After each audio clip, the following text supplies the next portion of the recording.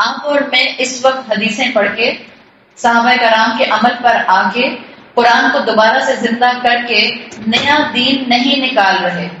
یہ وہی تعلیمات ہیں جو کئی ہزار سال پہلے سے تمام انبیاء اور رسولوں کو دی گئی تھیں. عبادت صرف اللہ کی ہوگی اور کسی کی نہیں ہوگی. میں ایک چھوٹی سی بات آپ کے سامنے اس وقت رکھوں. ہمارے معاشرے میں نیاز اور نظر عام ہے. کچھ دن پہلے رجب کے کنڈے گئے تھے نا.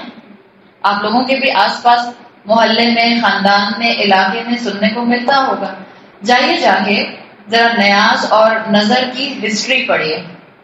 نیاز اور نظر ٹرمینالوجی بائی ڈیفینیشن، بائی اصطلاحات ہی چیزیں ایسی ہیں جو کسی اللہ کے علاوہ کسی ہستی یعنی اولیاء اللہ کو خوش کرنے کے لیے کھانے پکائے جاتے تھے.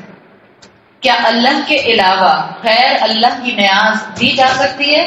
اتنا تو بیسک علم ہم سب کو ہے.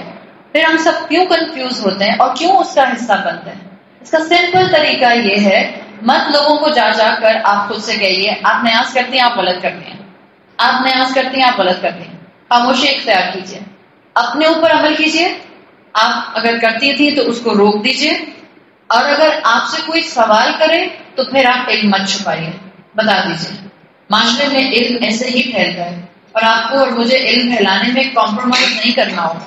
علم پھیلانے میں کمپرومائز کریں گے تو یاد رکھیے ہر رمضان آگے چلا جائے گا اور ہم ویسے ہی بیک ٹو اسکوائر ون ہوں گے. ہم رمضان میں تراویح پڑھیں گے، ہم رمضان میں قرآن پڑھیں گے، ہو سکتا ہے ہم رمضان میں ایک سے زیادہ قرآن ختم کر لیں، اینڈ ممکن ہے کہ ہم کلاسز بھی اٹینڈ کر لیں، لیکن شوال کا چاند نظر آئے گا اور ہم بیک ٹو اسکوائر ون ہو جائیں گے. اتنی ہی دیر لگے گی ہمارا تقویٰ ہاتھ سے سلپ ہوتے ہوئے، اگر ہم نے واقعی عمل کے لیے یہ کام نہیں کیا. ابھی سے پلاننگ کرنا شروع کر دیں. جس عمر کی خواتین اور بچیاں یہاں بیٹھی ہیں، ایک چیک لسٹ بنائیے کہ میں نے اس رمضان میں کیا کرنا ہے.